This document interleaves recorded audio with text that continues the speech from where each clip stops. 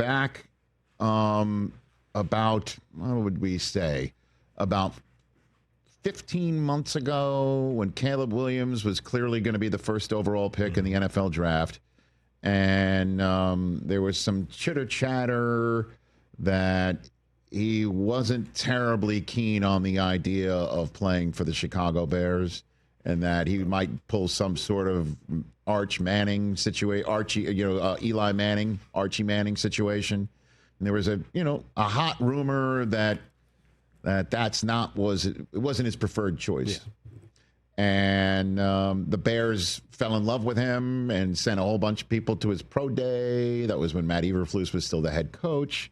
And they had Cliff Kingsbury in to maybe interview for the job. And I thought that sounds perfect because Cliff Kingsbury was on the sideline at USC for Caleb Williams' final season there. And they decided not to hire him. They hired Shane Waldron, the Seattle Seahawks offensive coordinator, to come, and he really didn't light up too many fires in Seattle, although Geno Smith was having resurgent years there for Pete Carroll.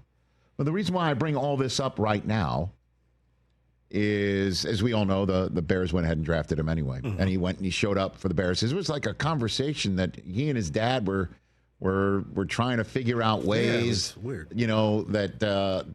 To approach the draft that, shall we say, very few other prospects took. We're talking like part of the team ownership, right? There was that conversation too. I just received a text during the commercial break of a link to an ESPN.com article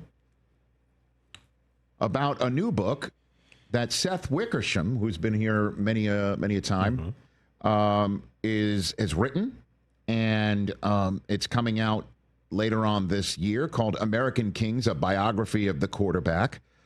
Kirk Cousins is going to be featured in it. Drake May. Unprecedented access, apparently, with dozens of quarterbacks and generational greats like John Elway, Warren Moon, the Manning family, Steve Young, Johnny Unitas, among others. Now, Unitas no longer with us. But the reason why, again, I bring all this up is because in this book,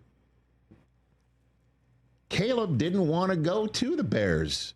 And it is, in fact, confirmed by the dad, Carl Williams. And according to Seth Wickersham, he is quoting Carl Williams. Caleb's dad is saying, quote unquote, Chicago is the place quarterbacks go to die. Whoa. Oh.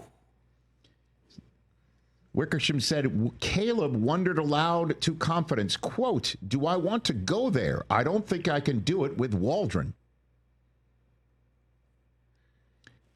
Later on in this article, it says that Carl Williams went to great lengths to try to circumvent the NFL draft, wanting to give his son an opportunity to choose his future employer. As we know, that's not the way it works.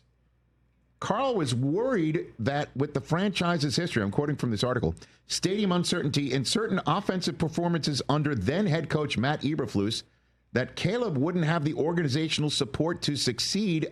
I don't want my son playing for the Bears, Williams told several agents in 2024. Oof. According to the book, looking for a way around the league's collective bargaining agreement, Carl Williams spoke with Archie Manning, who helped Manning assert Eli a measure of control over his eventual team in 2004.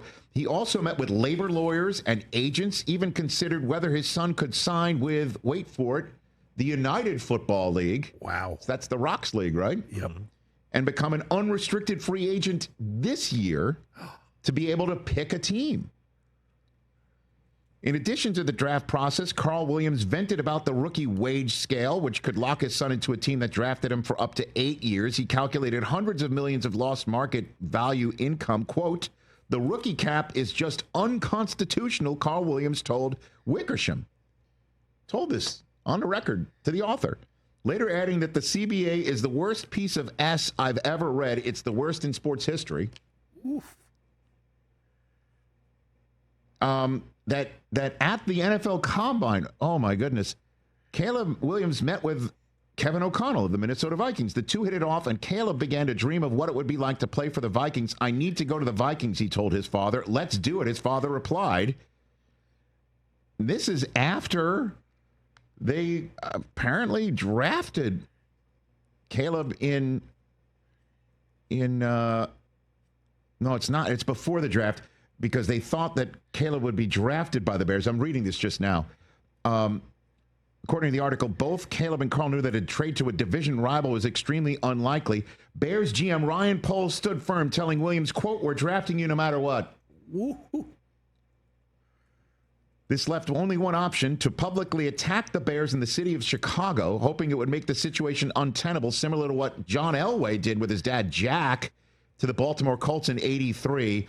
He's worried about me taking bullets, Carl Williams told Wickersham of his son. I don't care. I just don't agree with this S, you know. I'm more interested in making sure that he can do what he wants to do. Caleb Williams, in the end, told Wickersham on the record, I wasn't ready to nuke the city.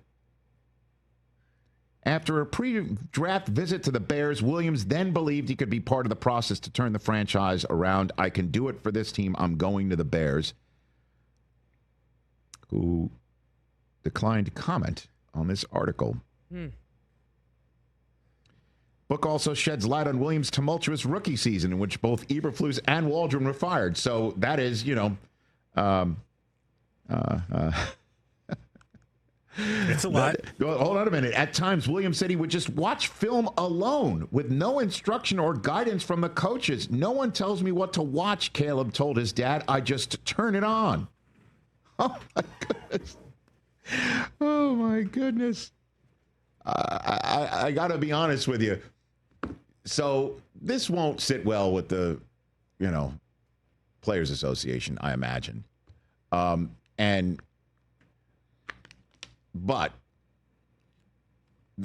in case anybody's wondering if there's going to be any other fallout, Caleb Williams was kind of proven right? As both guys got bounced. Yeah. He didn't have confidence in who he was joining organizationally, and the organization decided, we are going to draft the kid. We're not going to hire the coach that was on the sideline with him at USC. What we're going to do is we're going to stick with the defensive-minded head coach and hook him up with a coordinator that's new to the city and new to the organization. And that's what we're going to go with.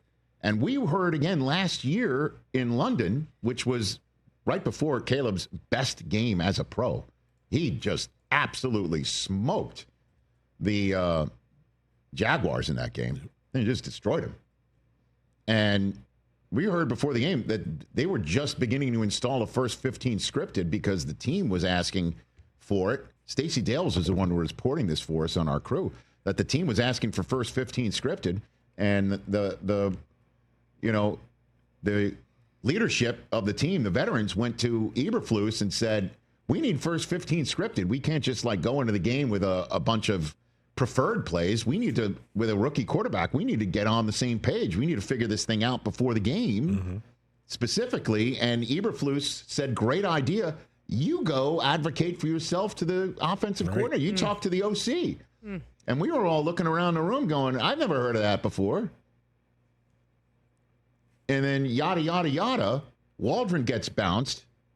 Then we saw Eberflus gets bounced, which kind of vindicates what Caleb was saying.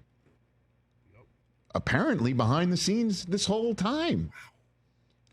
And now, according to this article, just to tie it all up here, Caleb Williams is psyched to have Ben Johnson.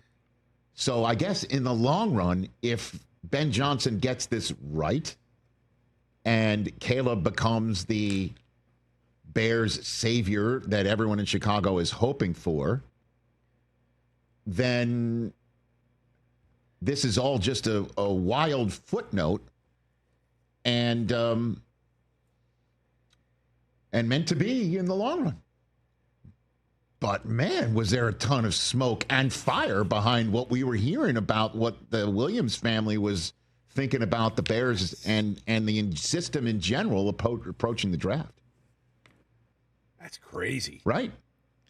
That is crazy. How about them apples? I think the only thing that maybe can save the relationship with the fans is the fact that it seems like the majority of that happened before he made that visit and the decision that he can turn it around, you know. But I guess with the fans, though, TJ, is the fans weren't into the idea of the setup either. No, that's exactly what I was thinking. I think the fans would have loved to have had Cliff Kingsbury come in. They would have loved to have had a more high-flying offense, seeing him playing well at the beginning. And what will repair him with the fans is winning, right? Or turn this around. I don't even know if there's any reparation with the fans necessary. The only reparation could be is, you know, him and his dad saying stuff about the work of the Players Association in this regard and sharing that. Unless the Players Association current structure feels the same way about the CBA, and then look out below the next time there is a conversation about it. But in the long run, you know, Carl and Caleb Williams' spidey sense is kind of properly tingling. You know what I mean? About what was going on with the organization's choice for how to listen. Polls set things up on the roster. I think we can all agree with that, right? With the exception of the line play not being up to snuff, and did they hit the heck out of that. The question is, I want to know, was Ben Johnson raising his hand last year saying, I'll come now? I don't know. And they decided, we're just going to stay put with Eberflus. The defense was balling out at the end of the year. He's in charge of that side. Let's get him in charge of that side. We all believe in Shane Waldron. Let's get him going. But Caleb wasn't into that idea until I guess he showed up and he saw the facility and he's just like, I'm all in. Yeah. I'll do it. Because it's better than the alternative of me torching the city, having my dad viewed as like LeVar Ball, and fighting the system, which doesn't work. I mean, you remember Mike Williams of USC, right, Suze? You were sitting down with him back in the day as well when he was trying to fight the system. That didn't work for him. Isn't it crazy, though? At all. Is that reviewed as LeVar Ball and not Jack Elway or, you know? Oh, I guess this is now the reason why. I mean, I know it's just a funny thing. It's a more please let me just then add some more meat to that. It's just a more contemporary analogy. I get it. I don't know if anybody will remember what Jack Elway or I guess he would be known as Archie Manning. Yeah, that's what I was thinking. You know, how different would that be? But and I'm not saying you. I'm saying that's how he would be. He wouldn't be looked at as Archie. He would be looked at as more of a meddling LeVar. Well, type. Archie didn't threaten to sue the system. I don't think. Maybe he did. I don't remember 2003, 2004 is as much as I do over the last couple of years. But it just going into Chicago and saying, "I got it. I'll make the best of it," and then but. Can you imagine what he must have been thinking if he's watching film by himself? Like, I was right all along, Dad. And people are worried about his fingernail polish, and people are like getting distracted by things that don't matter. Yeah, sure. On top of it, too, he handled his business really well for a guy who was getting his ass beat. Oh, yeah. And dealing with an interim coordinator and an interim HC, because everything that he was concerned about wound up to be spot on. True. And he didn't at all go in front of the media and give any hint of that. If I'm a fan, I'm liking him even more. Yeah. I'm doubling down Yeah. because he stood there and he took his licks. And, you know, reading this article at the same time that you did. Yeah, I mean, I'm just looking at it at the same time as you. I mean, 62.5% of his passes his rookie year with 20 touchdown passes, 6 interceptions. He was sacked a league-leading 68 times. Oh, my God. He spent a lot of time on his tush, and he took those licks. And he's spilling tea now. Well, I mean, to an author, no, I guess so, yeah. I mean, I guess at the end of the day, it's just tea, which we all dig in this business right now when it gets spilled. You know, and to use our analogy here, as I look at the tea drinker on the staff, the Bears, like you, TJ, replenish the water in the Keurig. and they're loaded for bear this year, right? And I think they have gotten it right. I think they may have. It was empty back in the day, right? Because Poles knows how to generally manage. Unless I would love to know the backstory of why they kept Eberflus. That I want to know. Oof. Again, I love the guy, and he's good. By the way, a great hire for you in Dallas. Yeah, I was glad all this was on the offensive side of the ball and not defensive. No, It was making me feel a little bit better. I think your Dallas Cowboys defense is going to be really good. He's really good at that. Really good at that. And, but man, oh man, was he wound up being right? He watched film by himself. That's insane. Like he's figuring out what to do. Because again, the backup wasn't, some vet sitting in the room. It's Tyson Bagent. Yep. Now, if I'm the owners, I'm thinking to myself, what am I paying for? I mean, that's what I'm thinking. He's watching mean from by last himself. year you're talking about yeah. that? Well, if not, you're the owners, you're now like, if I'm the McCaskies, I'm like, we got it right. Yeah, I was about to say. This sucks. Yeah. This is not good. We're going to have to have some, they're gonna have some damage control. I know. But you got it right. Over and done with now because you got Ben Johnson. Yeah, you got the right guy. Yeah. We're assuming. We think.